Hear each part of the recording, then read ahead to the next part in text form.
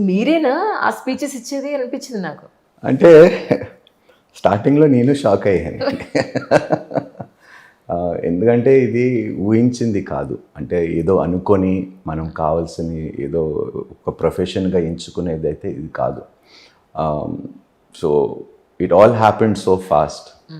And first of all నాకు తెలుగు కొంచెం ఇబ్బంది. అవునా? యా. అండ్ పర్వాలేదు, అయినా మీరు చక్కగా మాట్లాడుతున్నారు. లేదు, ఇప్పుడు పర్వాలేదండి. అంటే ఇనీషియల్ డేస్, ఎందుకంటే ఆ భాష ఏదైతే వాళ్ళు మాట్లాడతారో అది కొంచెం గ్రాంధికంగా ఉంటుంది. సో అది మనకి తెలుగులో కొలోకియల్ అయితే పర్వాలేదు, చాలా ఈజీగా ఉంటుంది. But it was initially a struggle for me. And but by God's grace. మీ గురించి తెలుసుకున్నప్పుడు, మీ వీడియోలు చూసినప్పుడు, మీ ఇంటర్వ్యూలు ప్రీవియస్ ఏవైతే ఉన్నాయో అవన్నీ చూసినప్పుడు అనిపించింది మీకు, ఐ థింక్ 13-14 ఏళ్ళప్పుడే మీరు ఏమంటారు పేరెంట్స్ని లాస్ అయ్యారని చెప్పి. 5 yearsకి మదరు, 14 yearsకి డాడు. నేను 9th కంప్లీట్ చేసి 10thకి వెళ్ళినప్పుడు డాడీ చనిపోయారు. మీరు 3 పిల్లలు, 2 సిస్టర్స్, నేను. ఎస్. కానీ ఎవరు చూసారండి ఇప్పుడు? అక్క వాళ్ళనండి. కానీ ఎందుకు పురుగుల మంది తాగేశారని ఉంది, నిజమేనా? అది చిన్నగా ఉన్నప్పుడు. యా. తర్వాత మళ్ళీ మీకు అలాంటి థాట్ ఎప్పుడు రాలేదు. అంటే థాట్స్ ఉండేవి, but never occurred or any incident happened తర్వాత. కానీ కృష్ణమూర్తి గారు భలే ఉందండి ఆ మాట. ఎందుకు మారాల్సి వచ్చింది అని అంటే ఏం చెప్తారు? అంటే చిన్న వయసులోనే నాది బ్యాప్టిజం అయిపోయిందండి. వెన్ ఐ వాజ్ 16, నాన్నగారు చనిపోయిన తర్వాతనే నేను బ్యాప్టిజం పెంటికాస్టల్ చర్చ్లో బ్యాప్టిజం తీసుకున్నాను. సో అప్పుడు 2 ఉండేవి, రాజా ఈబేల్. మీరంతట మీరే తీసుకున్నారు, ఎవరి ప్రోద్బలం లేదా? లేదండి, అందులో లేదండి. ఎందుకని అనుకున్నారు అలాగా? ఒకటి ఏమిటంటే, because my mother is a Christian అండి, dad is a Tamil Brahmin. So ఈ 2 వర్గాలకి వాళ్ళు, అంటే పద్ధతులు అలవాట్లకి వాళ్ళు చెందిన వారైనా కూడా, వాళ్ళు ఇష్టపడి పెళ్లి చేసుకున్నా కూడా ఫ్యామిలీస్ ఇష్టపడలేదండి. అటు మా మదర్ ఫ్యామిలీకి కానీ మా ఫాదర్ ఫ్యామిలీకి కానీ అస్సలు. మా ఫాదర్ ఫ్యామిలీకి మా మదర్ అంటే గిట్టదు. రాకపోకలు ఉండేవి అసలు చాలా తక్కువ అండి. అంటే I still remember few incidents అండి. ఇప్పుడు ఎందుకంటే మడి అనే ఆచారం మీకు తెలుసు, బ్రాహ్మణ్. సో అసలు గంటలు తరబడి మా అమ్మని మమ్మల్ని తలుపు బయట నిల్చోబెట్టేవారండి. ఇంట్లో కూడా వచ్చేవారు కాదు, ఎందుకంటే అపవిత్రం అయిపోతుంది ఇల్లు అనేది. అప్పట్లో నిజంగా అలా ఉండేదండి, ఇప్పుడు లేదండి. But we faced all that అండి. We faced all that. So అందువల్ల మనసు విరిగిపోయి వచ్చారని అనుకోను నేను. అలాగని కాదు. ఎందుకంటే 2 మతాల్లో, అంటే మతం కూడా నేను 2 ఆచారాలు నేను చూశాను, పద్ధతులు నేను చూశాను. అంటే నేను అనేది ఏంటంటే, అందులోనే ఉండి ఎక్కడైతే ఇప్పుడు జనరల్గా మనది పితృస్వామ్య దేశం కాబట్టి, ఫాదర్ ఇంటి పేరు, ఫాదర్ కులం, మతం, వాళ్ళ ఆచారాల్లో మనం నడిచే దాంట్లో ఉంటాం కాబట్టి, అందులోనే ఉండి ఆ దురాచారాలని ఇవన్నీ కూడా అంత క్లీన్ చేయాలని అనిపించకుండా మీకు అందులోంచి బయటికి రావాలని ఎందుకు అనుకున్నారు? మీరు భలే ప్రశ్న అడుగుతారండి అంజలి గారు. తరతరాల నుంచి జరగనిది ఇప్పుడు నేను మడిగట్టుకుంటున్నానా? ఆమె బ్రాహ్మణ్, నేను మడిగట్టుకుంటానా? చెప్పండి. ఇప్పుడు మీరు చేయకపోవచ్చు కానీ, but there are people who still follow these things. There are still, అంటే మీ views are very modern right now, right? But there are still people, old ట్రెడిషన్స్ని వాళ్ళు ఫాలో అయ్యే వాళ్ళు ఇంకా ఉన్నారండి.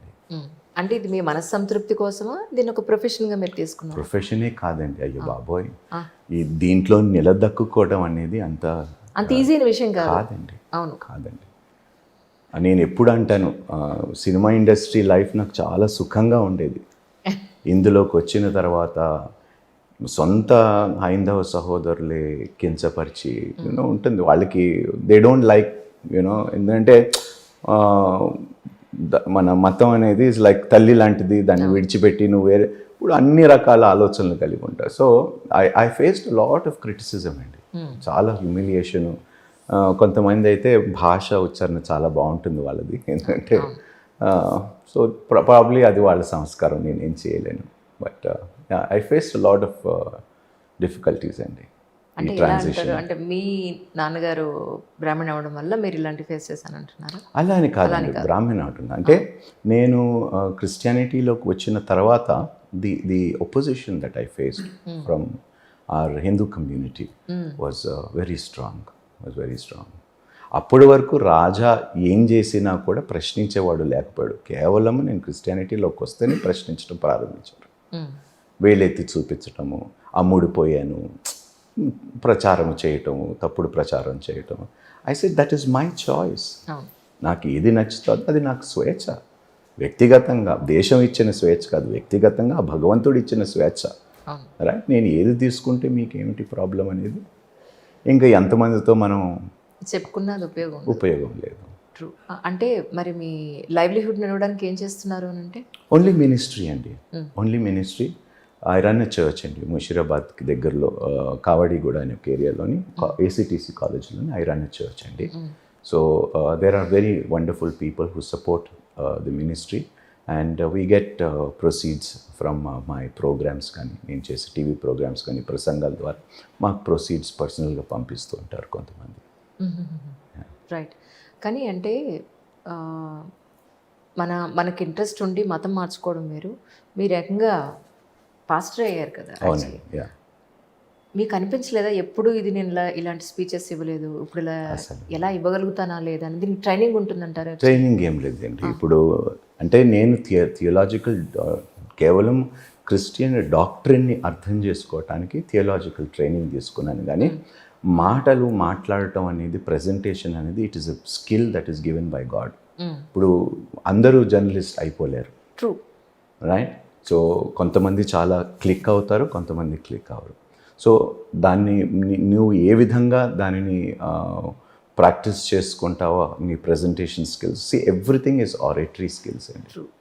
సో ఏ రాజకీయ నాయకుడైనా, ఇప్పుడు పెద్ద పెద్ద రాజకీయ నాయకులు కొడుకులు ఉన్నారు, వాళ్ళు మాట్లాడలేరు తండ్రులు మాట్లాడినట్టు. అందుకని they are not able to connect with the people. So ఆ గిఫ్ట్ భగవంతుడు నాకు ఇచ్చాడని నేను అనుకుంటున్నానండి. కానీ ఎంత కాన్ఫిడెన్స్ కావాలి? ఉండాలండి, కాన్ఫిడెన్స్ ఉండాలి. అంటే సినిమా ఇండస్ట్రీలోని కొంచెం ట్రైనింగ్ అయ్యింది కాబట్టి, ఎందుకంటే ప్రెస్ మీట్స్కి కానీ 100 days ఫంక్షన్ కానీ లేకపోతే ప్లాటినం డిస్క్ సెలబ్రేషన్స్ ఏదో ఒకటి క్రౌడ్స్ ముందు వెళ్ళి, థియేటర్కి వెళ్ళి స్టేజ్ మీద నిలబడి వాళ్ళ ముందు మాట్లాడటం. So I think this was a formal training for me.